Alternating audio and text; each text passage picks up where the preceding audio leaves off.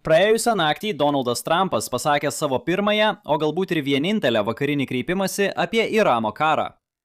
Aš tai apibūdinčiau kaip gana įprasta. Tačiau tai slepia, kaip Irano karas sukūrė visiškai keistą situaciją likusiai JAV vidaus politikai. Taigi, mano šiandienos planas yra aptarti, ką Trumpas bandė pasiekti savo kalba.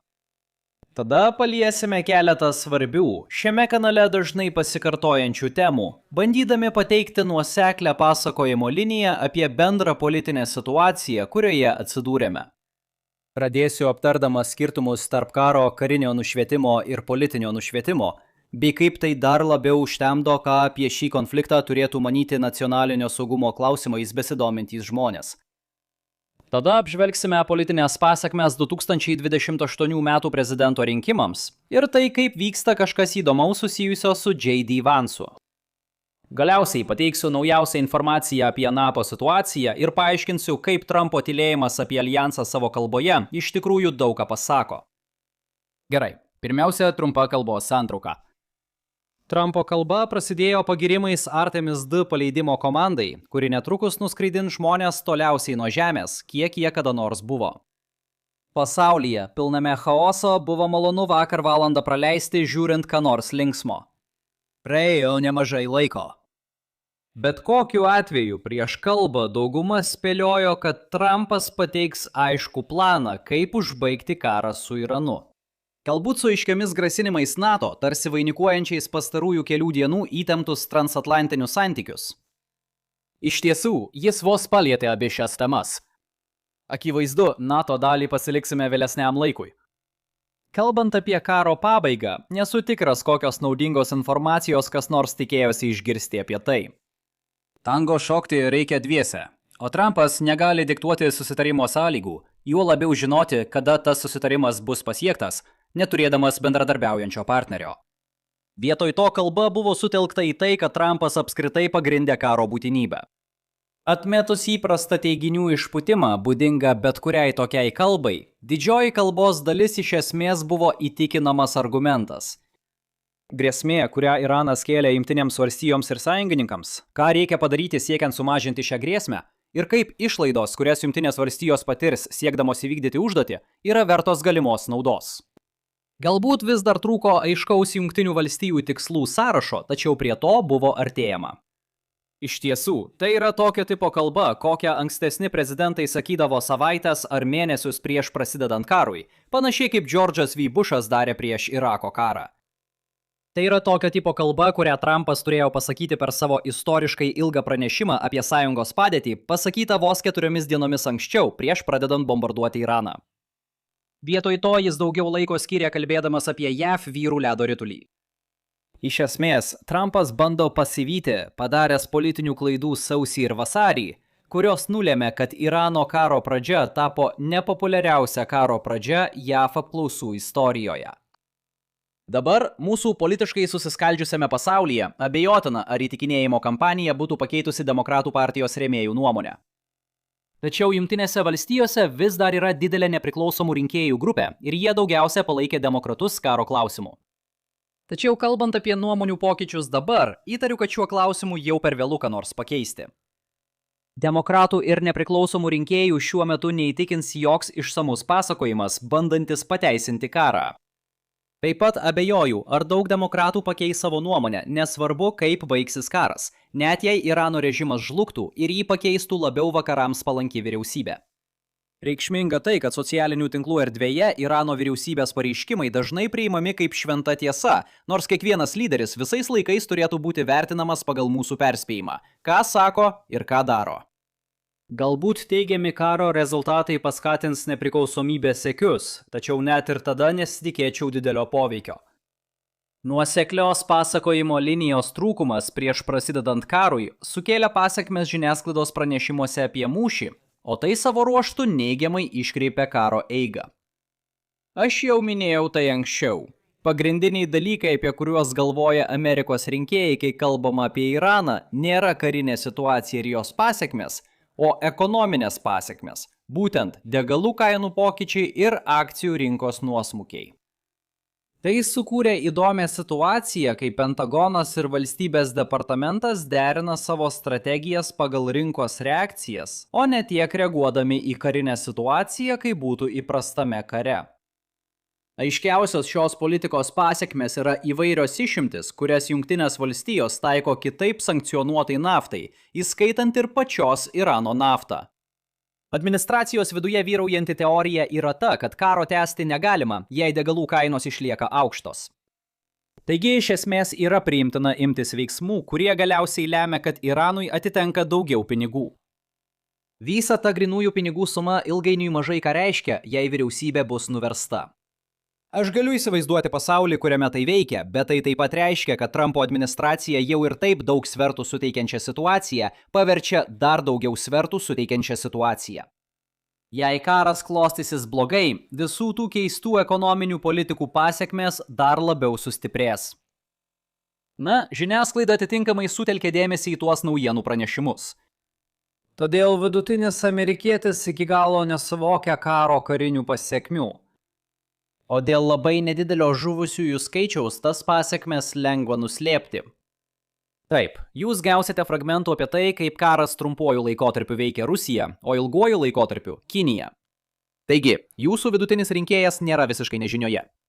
Tačiau pagrindinių žiniasklaidos priemonių, kurios sutelktų dėmesį į karinę pusę, trūkumas kelia problemų net ir tokiems žmonėms kaip mes, kurie labiau rūpinasi platesniu geopolitiniu vaizdu. Jums nereikia, kad aš jums sakyčiau, jog kiekvienas ginklas panaudotas prieš Iraną yra ginklas, kuris vėliau negalės atgrasyti Kinijos.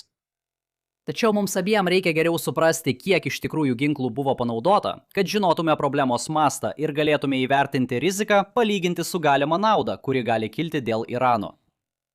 Pavyzdžiui, pažiūrėkime į Tomahawk raketas, turint omenyje, kad karo metu nuolat rodoma daugybė jų paleidimo vaizdų. Galiu pateikti apytikslius skaičius apie tai, kas su jomis vyksta. Jungtinės valstijos per mėnesį sunaudojo maždaug 900 Tomahawk raketų. Tai gali sudaryti 20% ar net daugiau JAV atsargų. Gera žinia Baltiesiems rūmams yra ta, kad Jungtinėms valstijoms greičiausiai nereikės naudoti daug daugiau šių raketų, nes jų nereikia, kai turi oro pranašumą. Galite pereiti prie JDAM bombų, kurios yra pigesnės, bet to Pentagonas jų iš esmės turi begalę. Tačiau Jungtinės valstijos kasmet įsigyja tik 90 naujų Tomahawk raketų, nors Pentagonas mano, kad gamybos linijos galėtų būti išplėstos iki daugiau nei 2000 per metus be didelių sunkumų. Ir iš esmės tai yra viskas, ką galiu jums apie tai pasakyti, su svarbia pastaba, kad aš nepasitikėčiau ne vienu iš tų skaičių. Daug kas iš to yra spėlionės, sklindančios iš tokių žmonių kaip aš, kurie yra informuoti apie bendrą situaciją, bet neturi prieigos prie neviešos informacijos. Jei tikrai norėtume patikimos informacijos šiuo klausimu, reikėtų, kad didesnė žiniasklaidos priemonė sutelktų savo tyriamosios žurnalistikos pastangas ta kryptimi. Ir jos tai daro tam tikrų mastu, todėl aš ir galėjau pateikti tuos skaičius. Tačiau jos neskiria daug dėmesio šiai istorijos pusiai, nes tai nėra ta pusė, kuri rūpi amerikiečiams. Ir tai suprantama, įperkamumas yra svarbi problema, ir jie akivaizdžiai daro įtaką amerikiečių kasdieniam gyvenimui šiuo metu.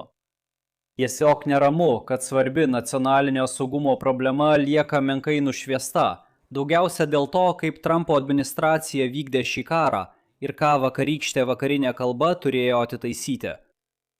Tuo tarpu karo politinės pasekmės Vašingtone buvo stulbinančios. Nuo Trumpo antrosios kadencijos pradžios, J.D. Vance'as buvo pagrindinis lažybų rinkos favoritas laimėti 2028 metų prezidento rinkimus. Tai mažiau atspindėjo rinkos įsitikinimą, kad respublikonai yra geroje padėčyje. 2028-iesiems ir labiau tai, kad jis veiksmingai pašalino kitus galimus respublikonų kandidatus. Net jei jūsų partijos tikimybė laimėti rinkimus yra mažesnė nei 50%, jūsų asmeninės galimybės gali būti geros, jei beveik neabejojama, kad laimėsite savo partijos nominaciją. Dėl to J.D. Vance'o tikimybė tapti prezidentu 2025 rugsėjo 30 pasiekė 30,5%. Tačiau 2026 metų pradžia Vance'ui buvo sunki. Vėlgi, tai mažiau susiję su juo pačiu, o labiau su respublikonų partija apskritai. Pasirodo, ledos gatvėse gali sumažinti tavo reitingus. Tačiau būtent Irano karo pradžia lėmė, kad jo reitingai pradėjo smukti laisvų kritimu. Vasario 27 dieną jo šansai buvo 23,1 procentas. O dabar pereikime prie šiandienos. Jis jau nebėra tikėtiniausias kitas Jungtinių valstijų prezidentas. Dabar tai yra Gavinas Newsomas, kuris lenkia Vence'ą 19,2 procentai prieš 19,0 procentai. Dabar tai yra dviejų veiksnių derinys. Viena priežastis yra ta, kad rinka apskritai mano, jog respublikonams 2028 metais teks susidurti su sunkumais.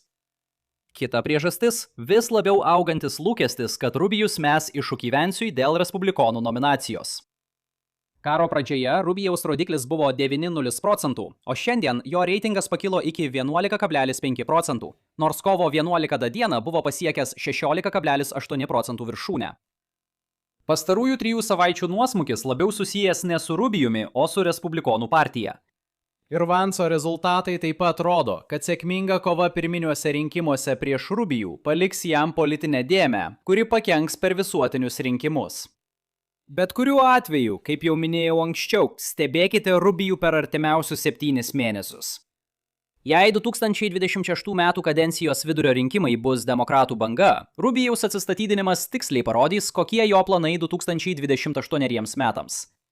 Ir taip pat sukels daug panikos europiečiams, kurie mieliau dirba su juo, palyginti su likusia Trumpo administracija.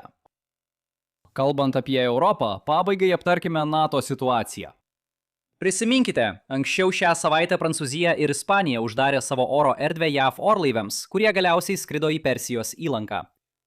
Dėl to administracija pradėjo svarstyti, kaip toks požiūris privers Jungtines valstijas iš naujo apsvarstyti savo vaidmenį NATO.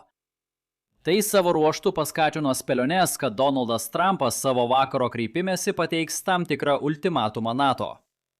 Vietoj to jis trumpai pakomentavo, kad sąjungininkai, kurie priklauso nuo naftos tiekimo iš Persijos įlankos, turėtų būti pasirengę prisidėti prie įlankos saugumo. Ir tai buvo viskas.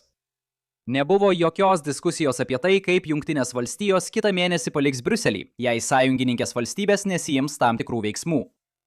Manau, verta peržvelgti logiką, kodėl kai kurie mano, kad viskas krypsta būtent taip. Prezidentas Trumpas yra nepatenkintas dėl dislokavimo ir oro erdvės teisių Europoje, daugiausia dėl Ispanijos ir Prancūzijos. Jo sprendimas šiai problemai, remiantis viešomis spėlionėmis, yra pasitraukti iš NATO. Gerai, jei pasitrauksite iš NATO, atspėkite, kas nutiks toliau. Daugiau jūsų Europos bazių pradeda nykti. Ne visos, žinoma. Daugelis NATO sąjungininkų norėtų pratęsti dvišalius įsipareigojimus, kad Jungtinės valstijos liktų įsitraukusios. Tačiau kai kurios iš tų bazių išnyks. Grėsmė pasitraukti iš NATO todėl neišsprendžia prezidento problemos. Tai tik pablogina situaciją. Tai nereiškia, kad situacija nepatirs papildomos įtampos. Yra daug kitų žingsnių, kurių Trumpas galėtų imti šioje situacijoje. Jis, pavyzdžiui, galėtų pasirinkti liberalią 5 straipsnio interpretaciją ir suteikti simbolinę pagalbą atkuriant saugumą Šiaurės Atlanto regione, jei būtų užpultas anksčiau nesikooperavęs sąjungininkas. Kita vertus, tai jau seniai yra nuolatinis klausimas dėl Ispanijos ir jos neįsipareigojimo skirti 5 procentus BVP gynybai, nors visi kiti tam yra pritarę. Esmė ta, kad NATO politiniai ginčai toli gražu nesibaigė, tačiau JAV pasitraukimo idėja būtų nenaudinga Baltiesiems rūmams.